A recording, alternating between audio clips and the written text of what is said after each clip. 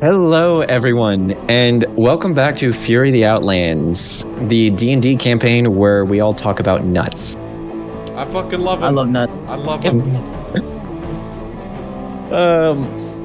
My name's Dan. I'm your gay DM, and for some reason, the rest of these guys are straight. I don't know why. No. But no, in all actuality, my name is still Dan, but I am your DM. I am also a theater freak and a TTRPG geek. And Jesus Christ, how are we on 14 episodes of this goddamn campaign? You know, let's not forget about TCG Geek. Yeah, that's right, that exists. You should add that to your repertoire of titles. Okay, Yeah, Daenerys. I feel like that was an insult, but I'm not sure why. No. She has a lot of titles: Breaker of Chains, Mother of Dragons, the Queen of the Andals, and the First. You know, all that. She has shit tons of titles. Yeah, to get through all of Right? her titles. Wait, so you're saying I'm a blonde badass woman? Sure. More like platinum. No. Yeah, no, that's fair. But okay, let's just stop before I say something stupid. Before we get into the recap, I'm going to do a little bit of a plug-in. If you want to know what our lives are like outside of D&D, but yet somehow still within D&D, go over to our podcast, Guys. We did not do an episode yesterday because I got called in for work for Memorial Weekend, and Carlo just copped out. And I died. Move, I promise. Hey, no. I'm not saying you copped out for a bad reason. I'm just saying you copped out. Fair enough. But there are a good amount of things to listen to on there. I'd highly recommend it if you are an adult, at least for one episode. For all the episodes. I'd recommend it if you are a nerd, because at least half of our episodes are some nerd category. And that's mainly my fault. Water being wet. Man, water is wet. I'm dying on this fucking hill. I'll fight you. Oh my god. We're not getting into it. Yeah, no, Carlo and Angel are fighting on whether or not water is wet. I'm fighting Angel because Stormcloak's over the Imperials. Oh yeah, you fucking bitch. Fight me, you Roman wannabe. Oh my god. Alright, you American wannabe. God. Trying to have your own country. Bitch, they're Vikings. How dare you? Well, I mean, like, you know, because they went there in, you know, Skyrim once it's... They are still Vikings. Yeah. You, I mean, you, spit it back. Oh, God. Anyhow, that being... I don't know. That being said,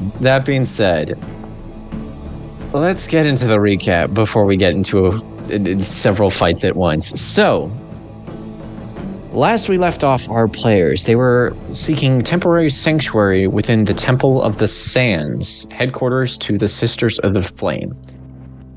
When all of a sudden, Arakion was sort of forced to seek parley with a Wyvernac raider by the name of Onyx the Blood Knight. However, Onyx said that he was not here to cause any problems, but to actually recruit Arakion into a band of revolutionaries known as the Coalition. Honestly, this wasn't really said until last episode, but who the fuck cares? The reason Onyx wanted Arakion in the Coalition was because of his reputation, and because he really did not give two shits about the Raider clans, and to a certain extent kind of wanted to see them abolished. After a little bit of conversations had between the party and between the Sisters of the Flame themselves, Arakion decided to at least see what other intentions Onyx has in this case, and if he decided to actually join this coalition, to investigate further to see if Onyx's word was true, or if he was being like every other raider and being a lying sack of shit. A lion sack of shit. Wow, that would work if he was actually a part of the Lions of the Sands and not the Wyvernax. I'm not a wyvernack. I just like. I'm talking about Onyx. I'm talking about Onyx. Oh, no. Fair, yeah. So after some time, Arakion and Onyx were reunited once again to hear Arakion's final answer and to hear Onyx's answers to some certain questions. It was in that moment where we also saw that Onyx had also recruited one of Arakion's old allies within the Lions of the Sands, the Drow cleric Charisse, as well as a sister, as well as a Night Herald raider by the name of Zarakriel. Onyx answered Arakion's questions to certain contentment, to where Arakion said that he'd be willing to join the coalition. After some discussion, they came to the idea of Arakion's first mission to be trying to recruit some more members into the coalition from raider clans that don't have as much connections. The couple of options were either the Night Heralds or the Iron Marauders, which the eventual result led to being the Night Heralds, as with the events of the Spelltech Raider, they could use as much support as possible, and this could possibly be more beneficial for them than it would be the coalition.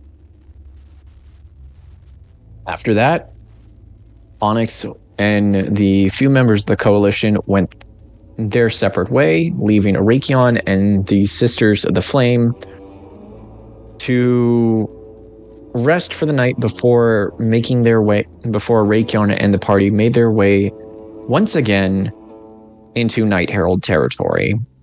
But not before Yuri had a very disturbing dream of an older man and a woman possibly fighting?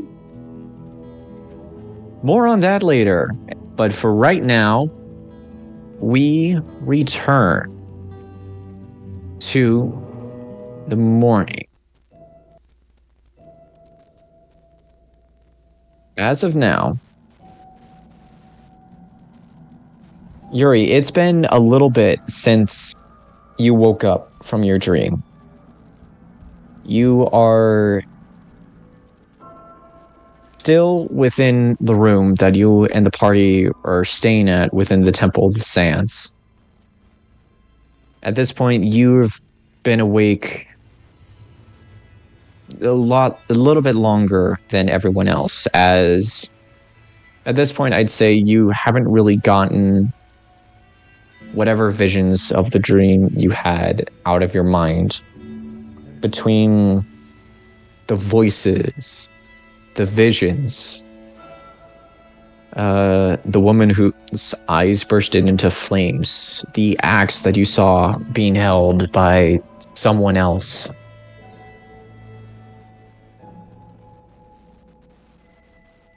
You've probably wouldn't been able to get back to sleep after that fact. Though I will still say that you gain a long rest along with everyone else, because I'm not that mean.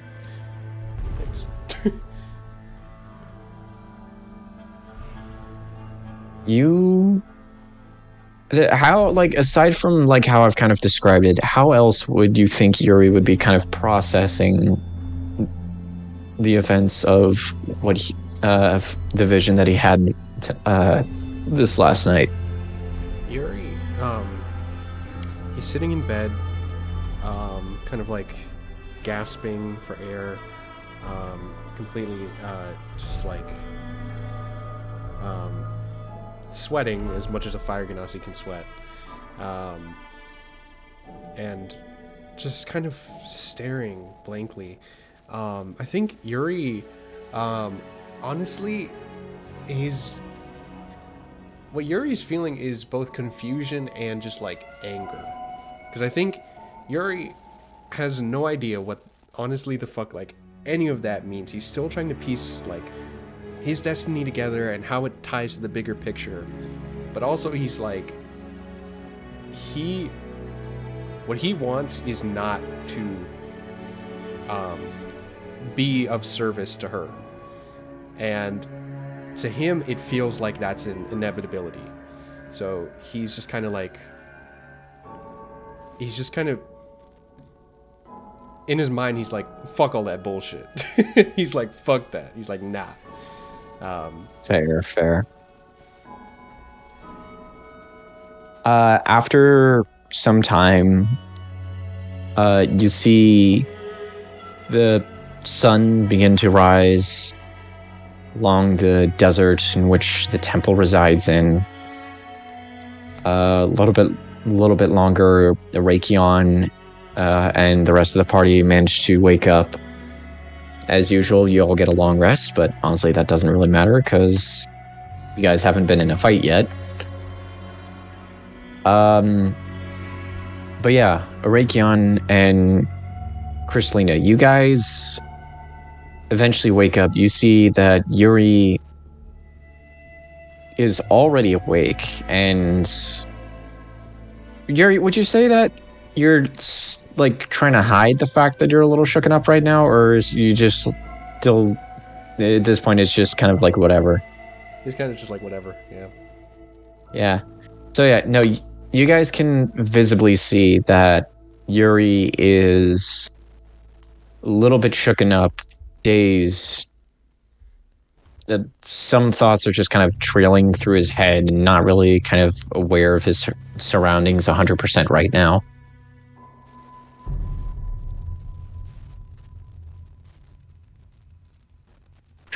Raytheon sees him and doesn't say anything.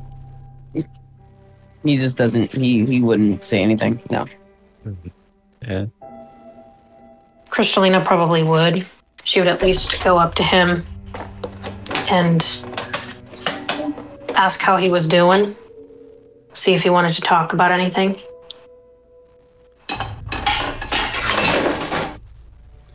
Yuri would probably be like, it's sweet of you to worry. I'm all right.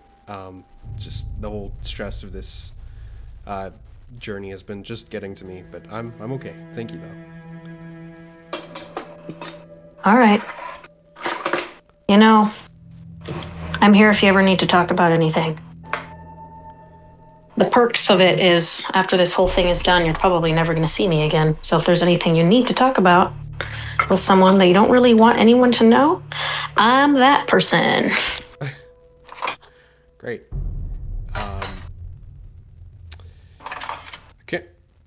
Can I ask for some advice on like a weird situation?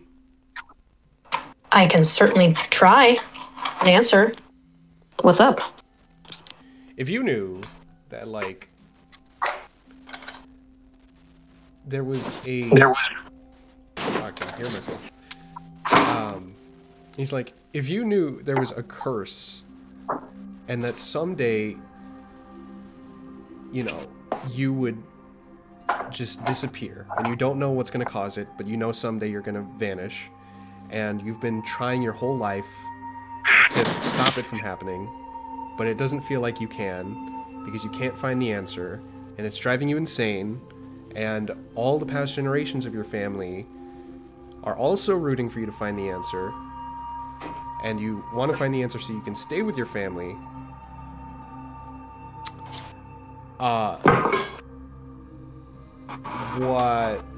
How would you keep your head on straight? Well, I would say there's two things I can tell you about this, and maybe they can be mixed and matched. Answer number 1, ask for help. That seems like a big problem to have that's not easily solved all by yourself. I'd lean on your friends and family, tell them what's happening, and see if they can help you out. Number 2, accept that there is a certain amount of this that you can't really control. It's difficult. It's a really difficult situation. So I'd accept that. Also accepting the fact that, while a little bit different than most people, similar enough to the fact that no one knows when they're going to die. You don't. You really don't. And if you spend your whole time worrying about when you will, you're going to forget about the living part. And you're going to focus too much on the end, on your demise. That's what I can say about that.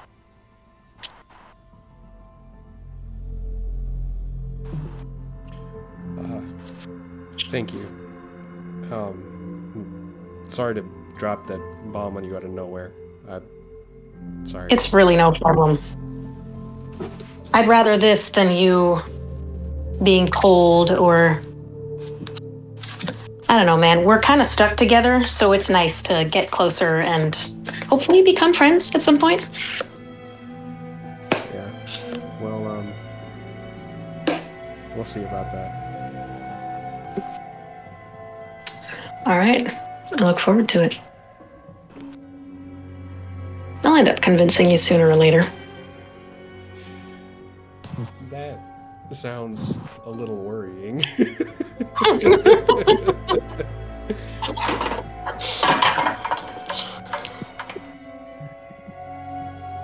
Arakian, would you still be in the room as they're conversing, or are you kind of going off to do your own thing? No, he's gonna stay there, and he's gonna wait until they finish talking, and then once they do, he'd say, "All right, people, listen up. It's time to go over the plan, because today's a pretty big day." All right, so the first thing we're gonna need to do is make our way into the Hollow, so we can get to Alessia and talk to her about Liza and the Spelltech Raid and the Spelltech Raider. We need to convince these Night Heralds to join this coalition, and this is a way I can earn their trust, so I can actually properly get intel on them.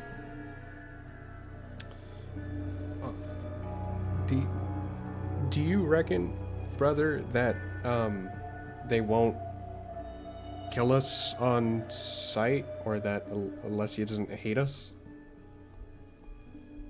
All we need to do is explain ourselves, number 1, and number 2, they're weakened. What can they do? I guess it's fair, but still feels dangerous walking into... I mean, we came out fine last time, but who's, I'm willing to take that chance, though, I guess. If we get the Night Heralds on our side, that numbers... Oh, sorry. No. I'm sorry for interrupting you. Okay, so really quickly. DM, I need assistance! Speak to me. Now, I remember Onyx saying, when we were going over the people to hit up to, recruit them, he had said did he say to get to kill the Raider and Liza to kind of earn Alessia's trust to get invited, or was it something along those lines? I can't properly remember. In terms of the Spelltech Raider, it was pretty much along the lines of most likely killing him, yeah. In terms of Liza, I think it was a little bit more vague because of like previous connections with Alessia. So at that point, you kind of assume if you can capture her and just get her to Alessia, that's probably best. But I mean, if she has to go down, then she has to go down. There's no way around it. And Alessia's just gonna have to grow the fuck up. And remind me, it was Liza who ordered the raider to go full throttle on the. Yeah, Liza was the one who helped the Spelltech raider get into the hollow and just kind of let him go nuts. All right, yeah. So back in reality, there goes gravity. Anyway, so he says, so far as we know, Liza was responsible mainly for the destruction or the attack on the Hollow. So if we can get in there, explain ourselves, number one, explain what happened to them. I'm pretty sure they are still questioning everything and why they were attacked. And say that it was Liza, convince them it was Liza, and then bring her the head of the raider. Maybe then we can get them to be recruited. So we'll offer up his head as a sort of way to earn her trust as well. If we say that we can go out and kill this raider, or if we can go out and somehow manage to take him down with whatever tactics, either way, we bring her his head, the person who destroyed her entire village, camp, whatever. Then maybe we can get some, extra help in the coalition. I like that.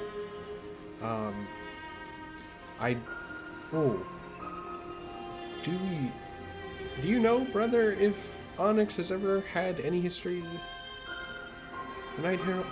Maybe I missed it at some point, but has Onyx had history with the Night Heralds? I don't believe so. Do I remember if Onyx said anything about him having connections? From what you saw during your interaction with Onyx and the rest of his, for lack of better words, his lieutenants within the coalition, there was one member within that batch that was a member of the Night Heralds. A sort of larger, muscular man by what Onyx said his name was, Zeraquiel. Yeah, I do remember that. Okay, so he says he does have there is another person in the coalition who is Night Heralds, but aren't associated with them, as far as I know. But I think our best tactic would be to warn them ahead of time that we're going to be coming. So either go into their territory and send up a smoke signal, or go in there and somehow fully announce that we're there, so they don't have any suspicions upon us sneaking up on them. If we can just offer ourselves up as surrender, ask to be brought there to Alicia, then we should be golden. Okay. Yeah, that makes sense to me. Plan? Anything to add?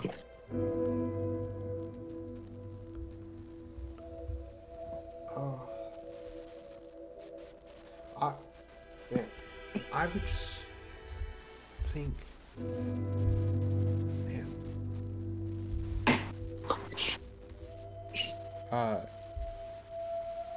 Star, what do you think?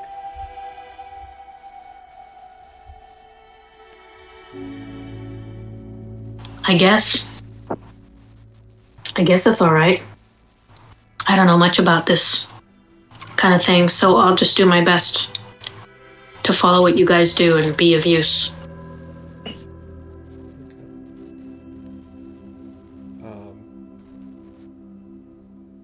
Yeah.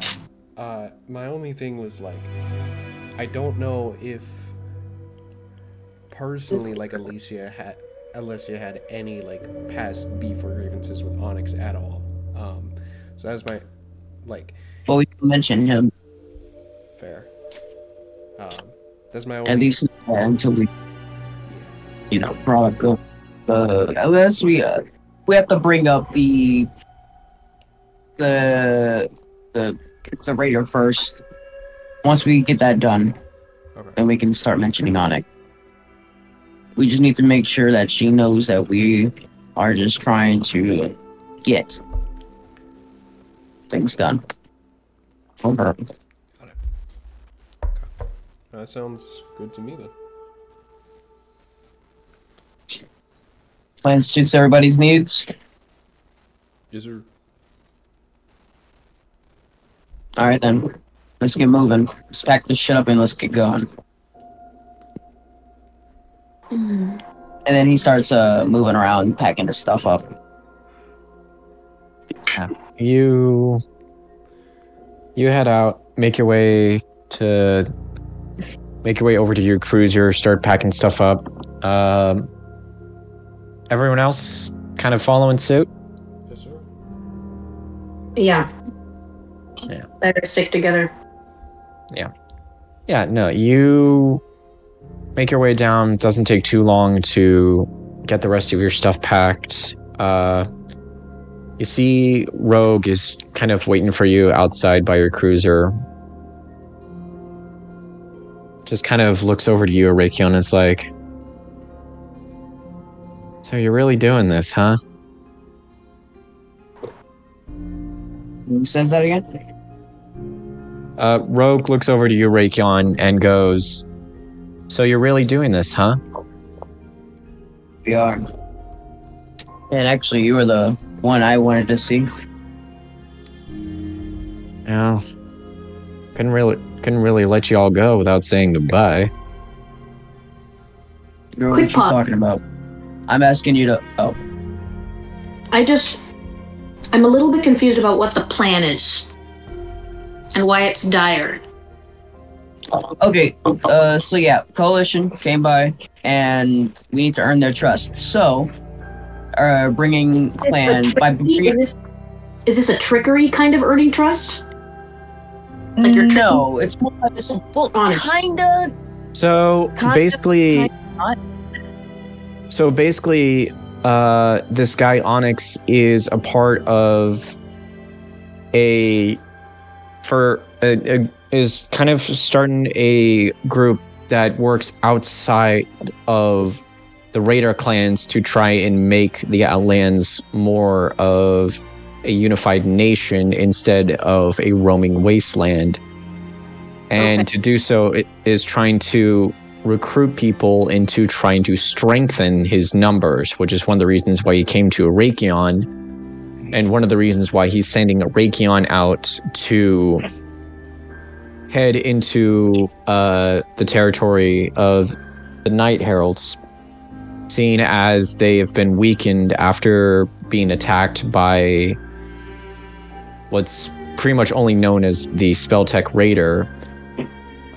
Basically, Onyx wants Arakion to see if by eliminating Spelltech Raider, seeing if the Night Heralds will be willing to maybe provide an alliance between, or at the very least, joining up with the Coalition, and if not as a whole, at the very least, a good chunk of Night Herald members might end up joining the Coalition. So it's kind of, for lack of better words, an aggressive humanitarian mission. I mean, it's kind of... You can also say it is kind of deceptive because we are trying to get intel on this Coalition by not only gaining Onyx's trust, but we need to gain Alessia's trust to trick her into liking us for her to actually... So we can invite her and her clan into the Coalition, and by proxy, earning Onyx's trust.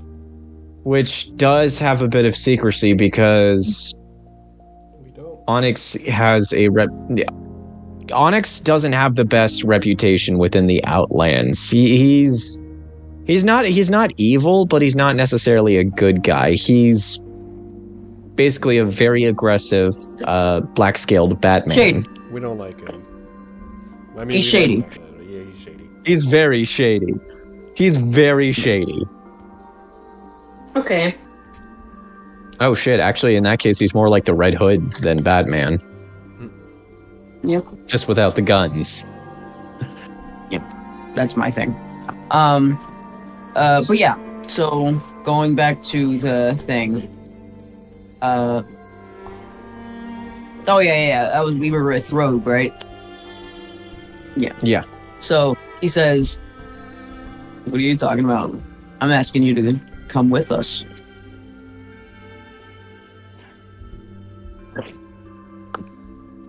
Sure you want me out there? I mean, yeah, we've had a lot of good times, but I mean, with the whole thing with this coalition of Onyxes, do you really want it to possibly be associated with me and the sisters? Well, they don't have to be associated with you and the sisters. They can be, like, they're not associated with really anybody or anything like that. It's more like you, who I've seen become a double agent before. You have no problem usually with turning into someone else or turning into something else. If anything, this is your kind of thing. So I think I could use your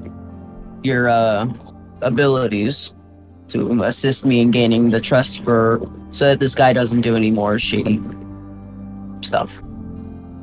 Give me a persuasion check with advantage.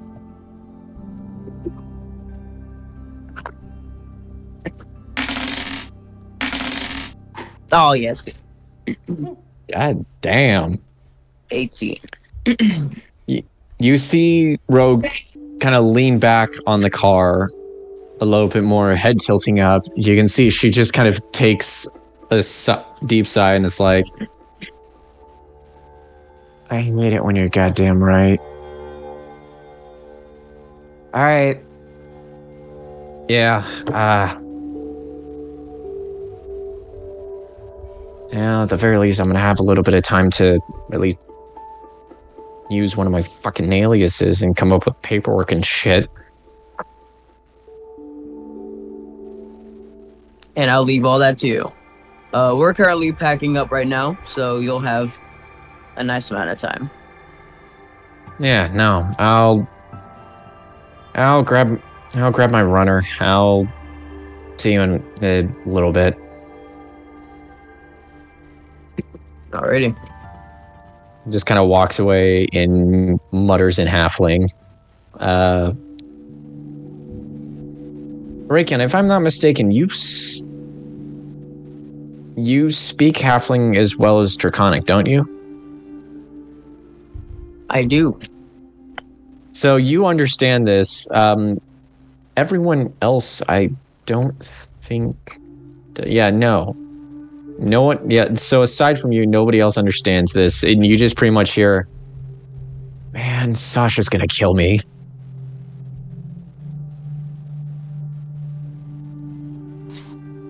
You even see he has like a little grin. A little bit of a grin. Not too noticeable, but it's there. Yeah, roll a deception check. No.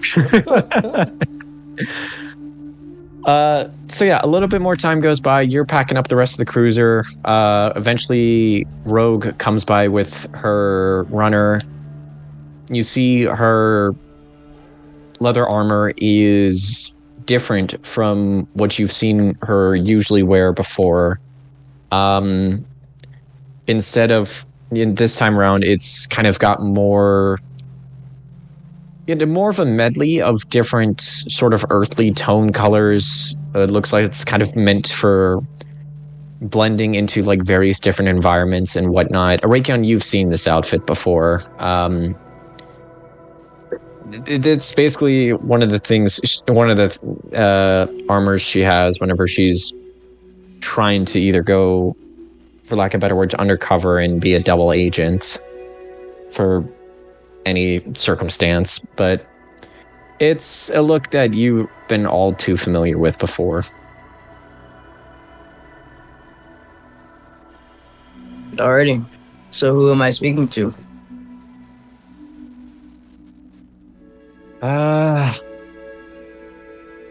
So you see, she just kind of pulls out a few different pieces of parchment. It was like, no, that was the one I used for the Marauders. That, I think, was... I don't even want to remember that one. I guess I'm down to Tracy. God, who the fuck came up with that one? Tracy, who?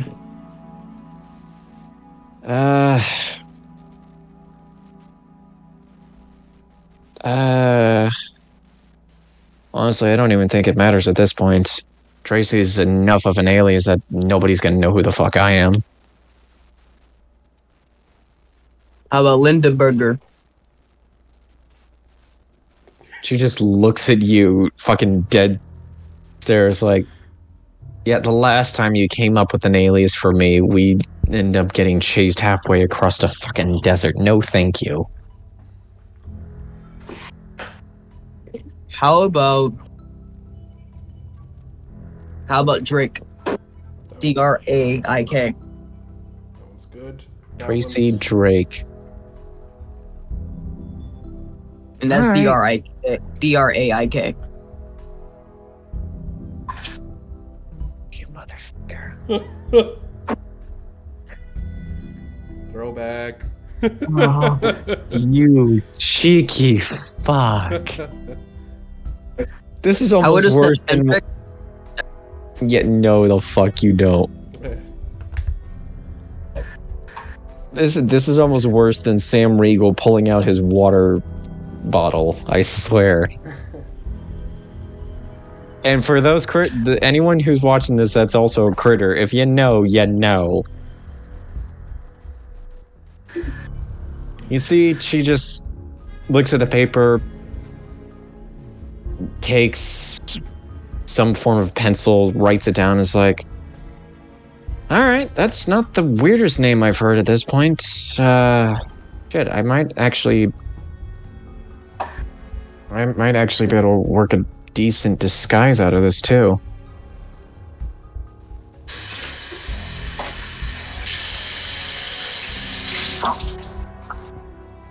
Alright then. Alright. Uh, Y'all ready to roll? Ready. Yep, we just about have everything packed. Let's go, Tracy Drake.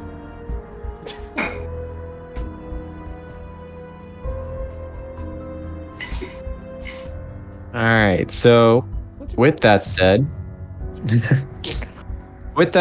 you all make your you all get in Arachion's cruiser. Icarus sits on top of his Spelltech horse yet again. Tracy gets on. It's funny because this is this is a callback for us, and this is a fucking reference to Critical Role all in one. God Are you gonna damn tell her it. Tracy throughout the entire mission? I hope so, because then that really Yes, actually yes, helps I me am. out. Yes, All right, I cool. am. But also, for those who've seen The Mighty Nine, yes, this is a reference. I'm fairly certain Hang on, I'm fairly certain Carlo knows what I'm talking about. I don't remember a Tracy in the Mighty Nine, to be honest. I could just be forgetting. Like, I don't know. Yeah, okay, so it's not gonna matter anyway. But the couple of times when like Beauregard's ever had to have an alias, it's always been Tracy. Oh. I did not know. And she's almost yeah no, like at the very least during the early part, like whenever, like in like Nicodranus and a little bit further on, whenever she like had to give herself an alias name other than Beauregard, she automatically went to Tracy, which she's almost always hated because this is a muscular, this is like a muscular butch monk woman by the name of Beauregard, and she goes for the alias of Tracy. I have to rewatch that campaign. Oh, it was so good. Anyway, So you three get in Rakion's car with Bigby. Icarus gets on his horse. Tracy gets on her bike. Looks to Icarus and is like, is that a fucking horse? We've been together for this long and you're realizing this is a fucking horse. Alright, whatever. Revs the bike up. Dan's impression of Lou is spot on. It's so good. No. Not quite. Lou is probably gonna fucking rain hell on earth on me once he becomes a DM because of this. If Lou actually watches these. But that being said, you guys make your way. No, go ahead. Oh, it was nothing. I was just for cinematic effect. He just says to Rogue, let's ride. Oh my god. We're doing so many fucking references right now. Anyway, so with that, tear out of the temple, Tracy/Rogue right behind you. And with that, make your way back into Sister Territory, which, from where you guys are right now, starting from here, I don't have it listed here because this is an older map, but the Crescent Hollow is this one here. So basically it's like maybe an extra day out. Like it's like an extra day or two out compared to where you guys would be at Baron's Rest. So let's see. It took you about 2 to 3 days to get to the from Baron's Rest. It took you about 2 to 3 days to get to the edge of Night Herald territory last time, and at this point, it pretty much takes you close to about a week to actually get there. Wait, a week? Give or take, because it's 3 to 4 days out from where, because the outskirt areas of Night Herald territory is about 3 to 4 days from Baron's Rest. You guys were about a couple of days away from Baron's Rest, so that kind of all stacks up. And not to mention, you're trying to go deep into Night Herald territory, so that in itself also stacks a couple of days on top. Well, also, I think before actually getting into the deepness of Night Herald territory, he wants to stand. Maybe he wants to stop somewhere once we actually enter. Maybe an hour after we enter Night Herald territory, so we can do the smoke signal. Yeah. So getting to the outskirts of Night Herald territory in itself is going to be about 5 or 6 days, give or take. Well, seems like we got one hell of a trip left. All right. So is there anything specific you guys are going to be wanting to do throughout this entire journey? I'll just kind of go around the horn. Let's start with Arakion. Well, Arakion can't do shit mostly because he's driving. Yeah, I know, but like even during like the night hours, if there's like anything specific you wanted to do and whatnot, was there anything in that sort of circumstance, or you just kind of good? No, because he's still waiting on the transfer of his stuff from Baron's Rest to the temple. Right, so right. He's not going to work on his project anymore for a while until he probably gets back, which hopefully by then it's been 2 weeks. This stuff would have been brought over. Right. Which so at this point you pretty much have the project in the bag of holding then, yeah? Yeah. Like, he has all the stuff that he probably needs, but he's not going to take any of it out. All right. Yuri, what about you?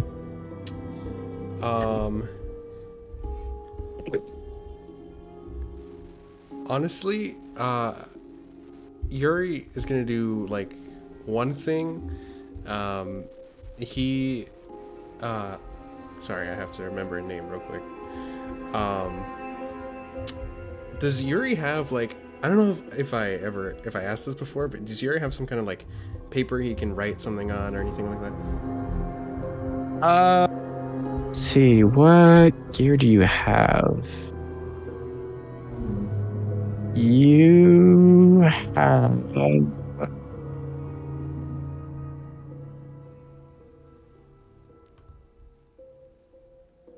Let's see. The Explorer's Pack, the bedroll, hempen rope, mess kit, rations, tinderbox, torch, water skin. Damn. At the very least, you do have the Book of the Pantheon that Rathenfell gave you. But I mean, because I'd say you also have like maybe a couple of sheets of like blank paper as well. Okay. He is going to write a letter to Taurus, just hoping that he's getting where he's going and that he's doing well, and that life continues on whatever path he wants it to go on, and he has no idea how to fucking send it, so it's just there now. He fucking dead. Yeah. No, I'm not Matt Mercer with Tiberius Stormwind. I'm not doing that shit. Yeah, I like Jerome too much to do that. He'll just write the letter, and then yeah. All right. Okay. All right. Crystalina, is there anything you wanted to do during this sort of week of travel, or are you kind of good at this point? I'll probably just train and practice my new life and death powers, because that's really weird and new to me, and I want to make sure that I can do them well. Mm-hmm. Other than that, I'll probably occasionally check up with Yudi, since he's pretty much the only member that actually talks to me sometimes. That's fair. What was Angel's character's name? Arakion. Arakion pretty much just ignores me, so yeah. Yes, that's fair. Okay, yeah. Okay, I'll say hello to Arakion every day just to like annoy him, but also I want to say hello, but I know that he won't really talk to me besides that unless it's something important. Yeah, right. That's what I'm going to do. Okay, that's fair. All right. Never mind. I'll save it for later. All right. So, at some point during the travels, at night,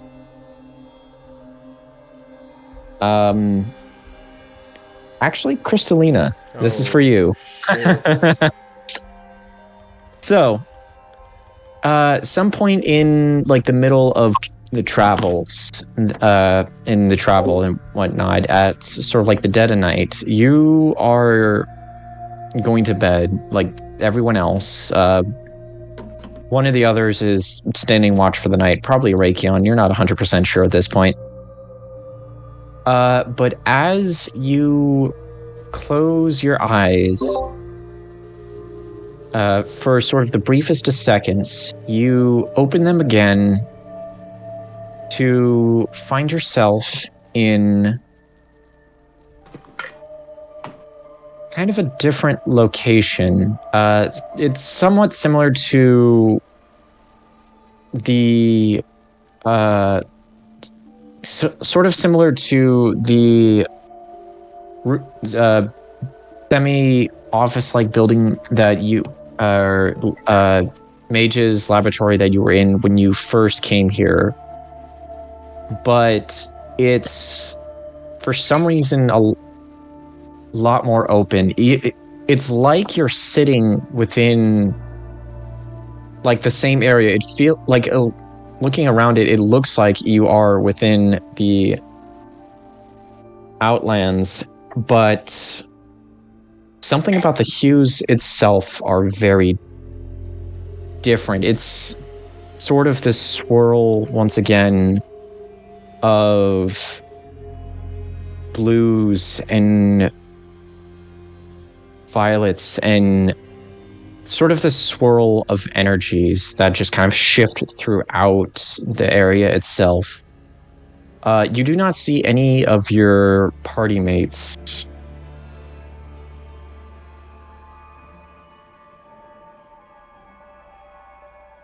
Sorry,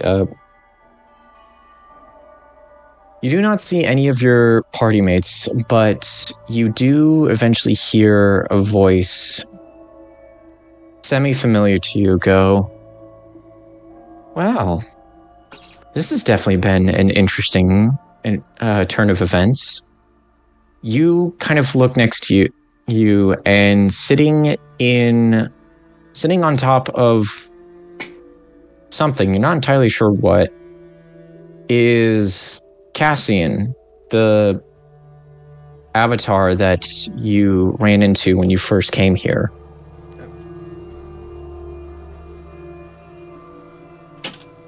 Hi. Where exactly am I? I asked in slight alarm. Oh, no worries. You are once again in sort of the demi-plane that I brought you in last time. It's just a bit of a different setting. One of the benefits of the planes within this realm is that to certain extents they all share some similarities, but are also quite very different. Okay. So what's up?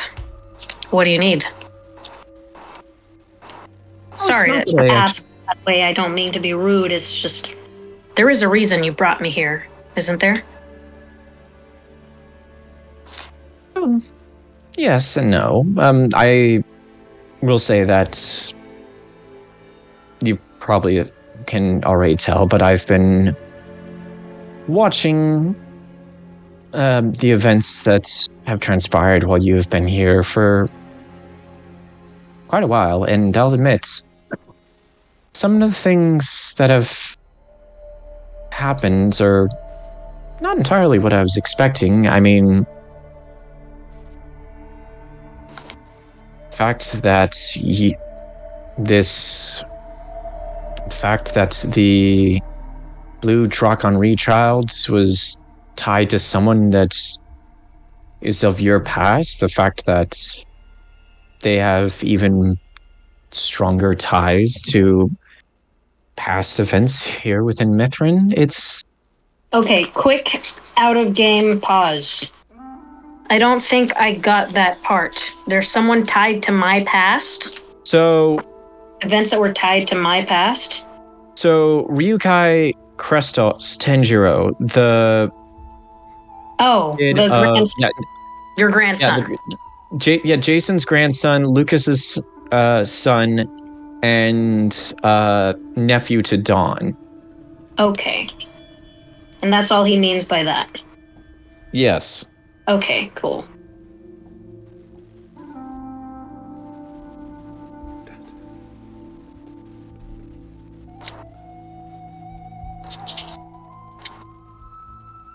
You may continue.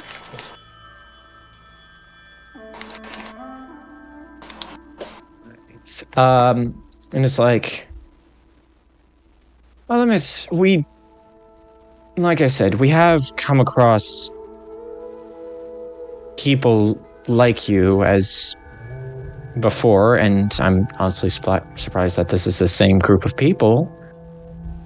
But honestly, these kind of events are one of the reasons why I wanted to bring you here to this world to begin with, because people such as yourself, these travelers, they always bring a sense of uncertainty, I'm not entirely sure what to call it, but their influence within events aren't always quite seen by those with divination abilities. And seeing as the flow of magic energy within this world is redistributed back to the material plane, I have been kind of curious to see how people such as yourself would be impacting the aspects within this world. Not to a dangerous degree, I'll admit, but I will say that it has been rather interesting, and I would like to thank you for that. Okay. Well, yeah. Being a dream traveler has certainly...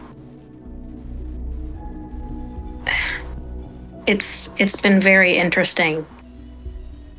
It really does bring a sense of uncertainty and twists and turns, and you can never say any definitives, really.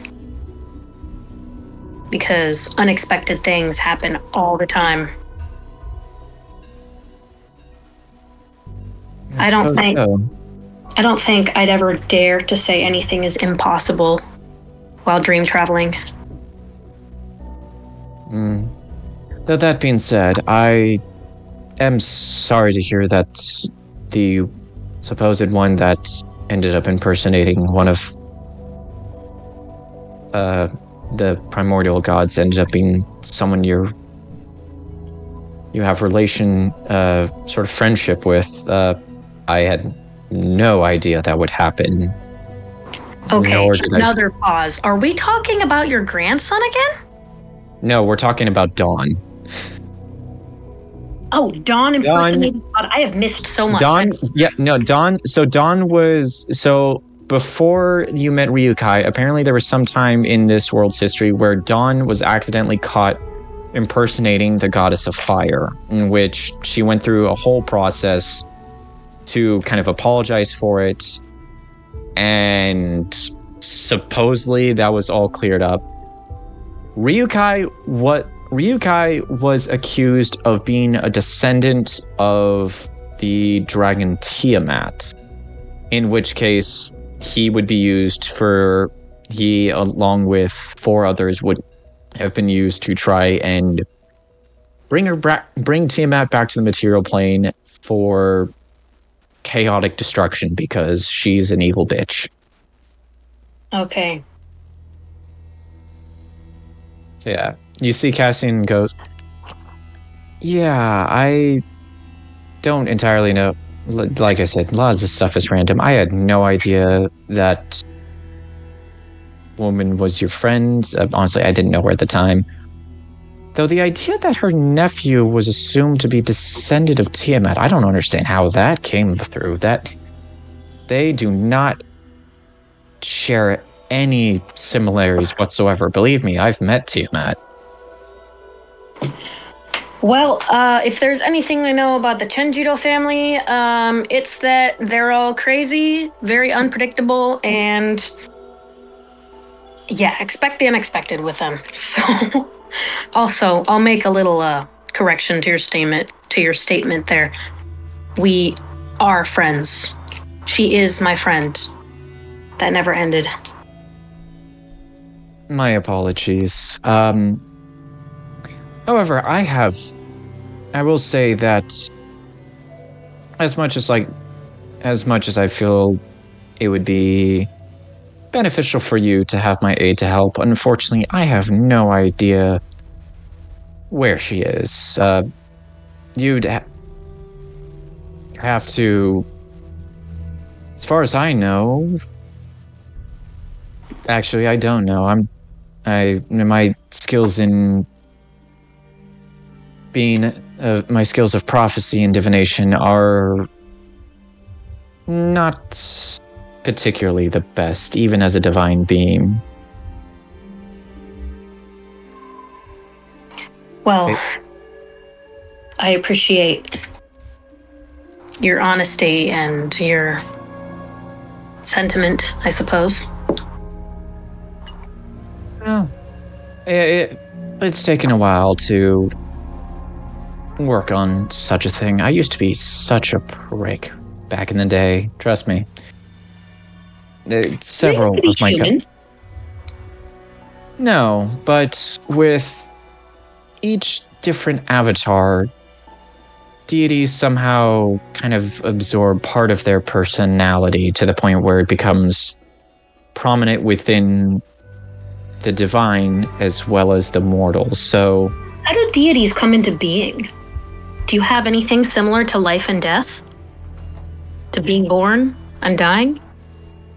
Well, if it wasn't for the prime deities, the god of light and the goddess of darkness, most of us probably wouldn't be around to exist, but there have always been some aspects of our domains throughout the entirety of Mithrin, whether or not we were the ones in charge of it or not. For example,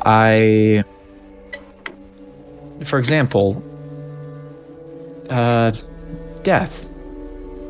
One of my cousins is known as the god of death, or the first reaper, if you will. Now, like me, he was considered more of a deity within the material plane later on in this world's historical life, but even before that, there was still some acknowledgement of the idea of death, the aspects behind it. Whether or not it was him, or perhaps he was given that domain, I have no idea, but magic is almost a similar situation. There's been magic throughout this world's history since the dawn of time. Look, now, like I said, I haven't been around for that long as a deity, but the idea of magic, the structure of magic, its own wellspring, it's been around forever, whether or not there was a god for it or not. So the idea of life and death, it's all very fluid. And it gets even more complicated. Wow. There's so many mysteries. So many mysteries. Within my own world. And having the ability to travel to others just makes the question larger. Well, I do hope you are willing to stay within this world for a little bit longer, at the very least until you find your friends. Oh, of course. I don't plan on leaving that soon. Though I can assure you that the dragon child, what was his name? Ryu something? To read something? No, either way, I can assure you that the dragon child, who is your friend, is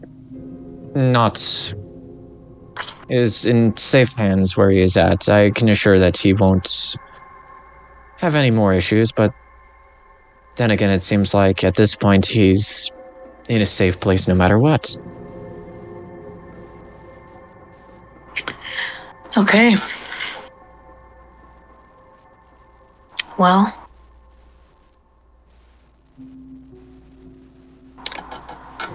all I can say is I'm not leaving anytime soon. There's a lot left to do first. And, of course, I need to make sure that all my friends are safe. After all, I don't know when the next time I'll be coming is, if it's even to this same world or not. Well, I guess that's one thing to look forward to. Or not. I don't know. The idea of multiversal travel is still somewhat new. I'm still trying to figure out the entire things behind it, but...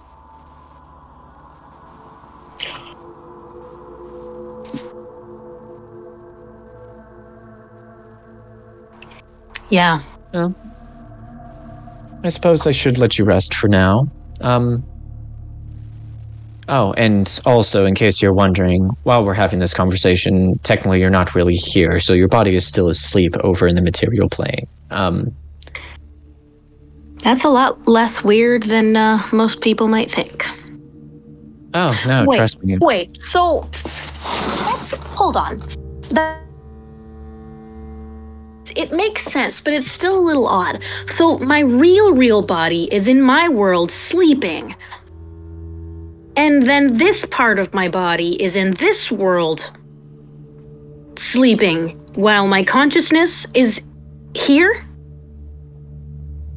Hey, like I said, I'm still trying to figure it out myself, and I'm a deity, and for the most part, I'm immortal. It's very confusing even for me. I mean, you had the power to pull me from my world into this one, so... Oh, no, you were already on your way somewhere. I just found you and kind of dragged you a little bit closer to here. Huh. I wonder if this is where I was meant to go, or if you pulled me from somewhere else. I have no idea. I'll let you figure that out a different time. Snaps his fingers, vanishes, and you are back in the material plane.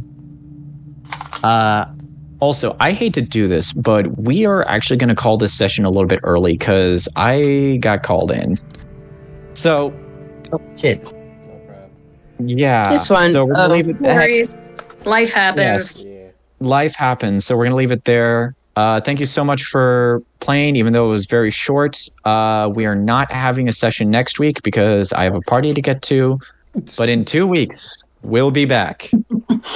We'll be actually the mission begins. The mission actually begins. Hell yeah. The mission will actually begin. This was kind of more of 13.5. It was nice. We'll label this as 13.5. Yeah, I think that should be. Yeah. So we will see you next time, and I gotta go get changed, so I'm also gonna be dropping. So bye!